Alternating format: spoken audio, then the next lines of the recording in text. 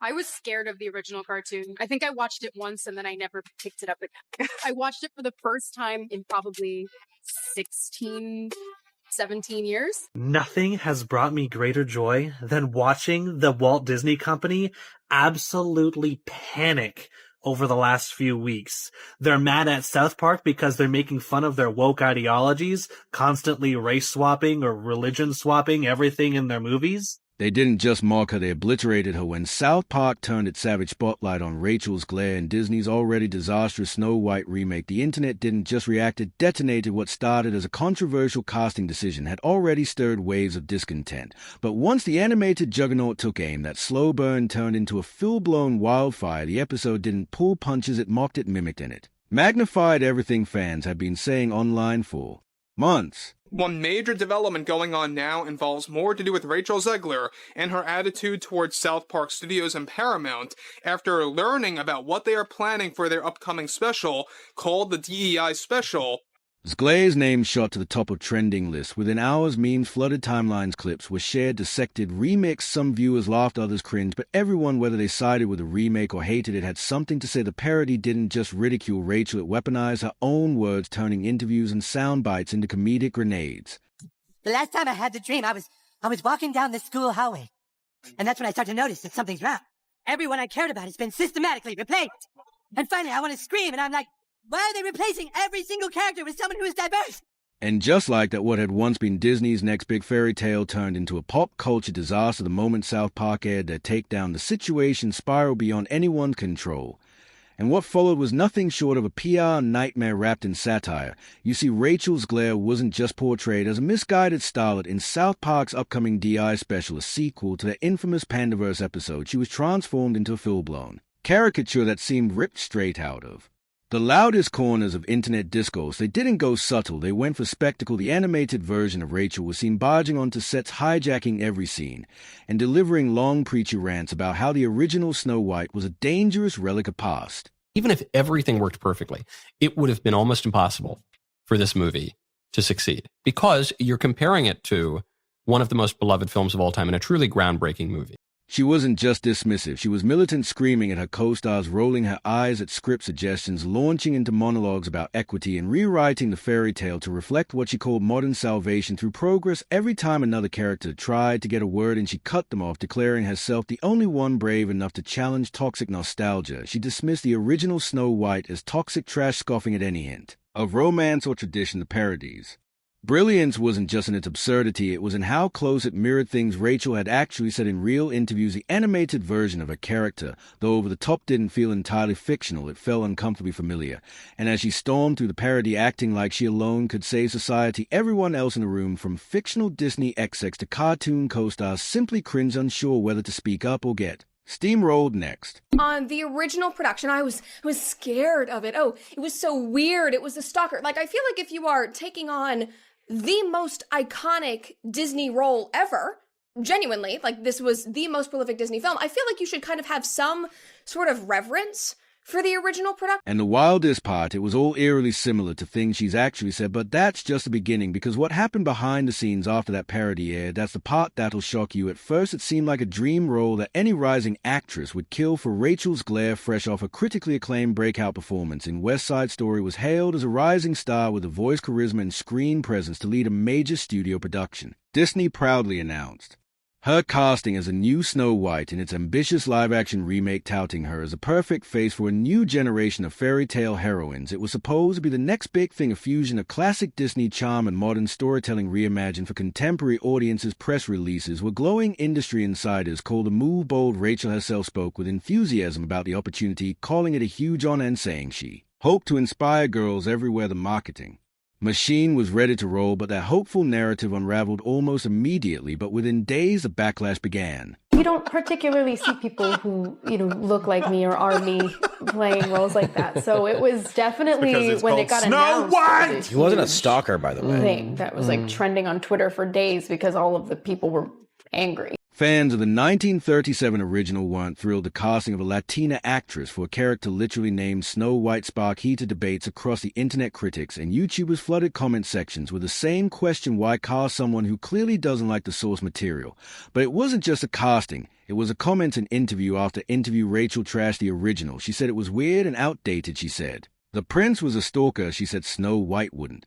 Dream of love and the more she'd dream of power. It's no longer 1937, and we absolutely wrote a Snow White. That laugh. That is not going to be saved by You the wrote prince. it? She's not going to be saved by the prince, and she's not going to be dreaming about true love. She's dreaming about becoming the leader she knows she can be. The original cartoon came out in 1937, and very evidently so. There's a big focus on her love story with a guy who literally stalks her. Say it louder so your other eye can hear you. Our rights are on the line, folks. The Our right to buy reproductive Cosby rights. sweaters? Come on. That's the face Go of a vote blue. serial killer. And if you disagree with this sentiment, just hit the unfollow button. And this started with the movie star Rachel Zegler, who I believe would be categorized as a loudmouth dope. And that is why we hate the diversity, equity, and inclusion casting and writing in movies. In addition to that, there was already an uproar about her being cast as Snow White because she is not Caucasian. She is a Latina. She is half Colombian. And so people were like, why were you cast in the first place? We just had a black Little Mermaid. Now we're having a Latina Snow White, and she is literally called Snow White. This doesn't make sense. Yeah, the entire film's about a love story. It's about a love story because that's what the point of the film is. And I'm sorry that chivalry and a man pursuing you is now deemed as stalking, which now it's kind of making sense why men are opting out of the dating scene. As an actor, you don't get to dictate anything. You don't get to dictate if a film actually happens. You don't get to dictate when it is shot, how it is shot, if you can ever speak about it to the public. You are simply just there to show up and say your lines and look the way they want you to look. For many, this wasn't progress, it was a razor. But then South Park stepped in. Trey Parker and Matt Stone are no strangers to controversy. Their entire brand is built on crossing lines, mocking sacred cows, and diving headfirst into the messiest parts of pop culture without flinching. From religion to politics to Hollywood scandals, nothing has ever been off limits for these two creators of South Park. They've taken on world leader celebrities, corporations, and entire ideologies, often with such brutal precision that their episode become viral moments almost instantly. And this time they were locked and loaded with new ammunition to target a project already drowning in controversy: Disney's live-action Snow White, fueled by months of online backlash, media chaos, and one polarizing lead actress. Park and Stone took all the ingredients of the drama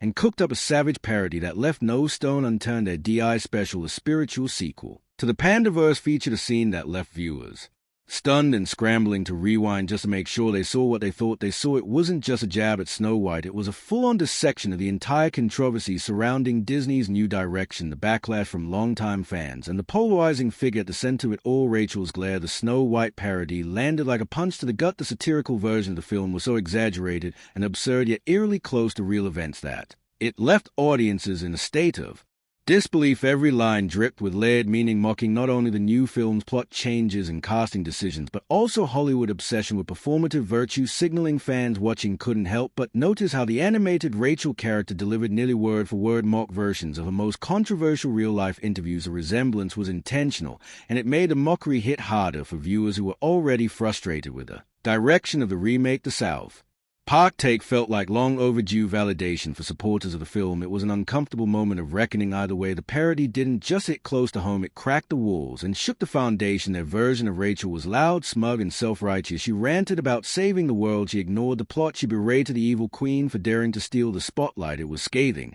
and it was viral within hours. Clips from the special flooded social media. Fans shared side-by-side comparisons between the parody and Rachel's real-life interviews. The overlap was unsettling. It wasn't just satire, it was commentary, and that's when everything unraveled. Sources close to Rachel say she was furious. She felt attacked. Blindsided insiders claim she viewed the parody as a deeply personal assault on her integrity, not just as an actress building her career, but as a woman of color striving to challenge outdated norms and reshape how traditional roles are portrayed in Hollywood. To her, the animated mockery wasn't just about her opinions on Snow White. It was a direct hit on her broader mission to advocate for diversity, inclusivity, and progress in an industry that has historically marginalized voices like Hayes. The satire in her eyes stripped away that effort and turned it into a joke, reducing her passion to a punchline and mocking the very issues she believed were standing up for. She reportedly wanted to issue a statement to clarify her stance to defend herself, but Disney had other plans according to multiple leaks. Disney execs stepped in fast. They moved swiftly behind the scenes, realizing the magnitude of the fallout from the South Park parody meetings were held almost immediately to assess the potential PR damage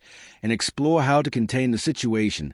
Before it got even worse, their solution was drastic. They told Rachel to stay completely silent, no tweets, no Instagram stories, no offhand comments in interviews. She was advised to go dark across all media platforms. The concern wasn't just about the parody itself. It was about preventing a second wave of backlash that could be triggered by anything she might say in response. Executives feared that even a well-meaning clarification could backfire, spectacularly reigniting controversy and dragging Disney deep into storm. No tweets, no interviews, no press. They were scared any response would pour gasoline on the fire. Instead, they can let all of her upcoming appearances, talk shows, red carpets, even a rumored performance on SNL, the official excuse, scheduling conflicts. But everyone knew the truth. Rachel's glare had become radioactive inside Disney. Chaos was erupting. Bob Iger, recently reinstalled as CEO, was already facing massive problems that would challenge even the most seasoned executive. Marvel's latest flops had sent shockwaves through the industry as major tentpole releases failed to meet box office expectations, and fans grew increasingly vocal about fatigue from formulaic storytelling. The Daredevil reshoots disaster highlighted deeper creative confusion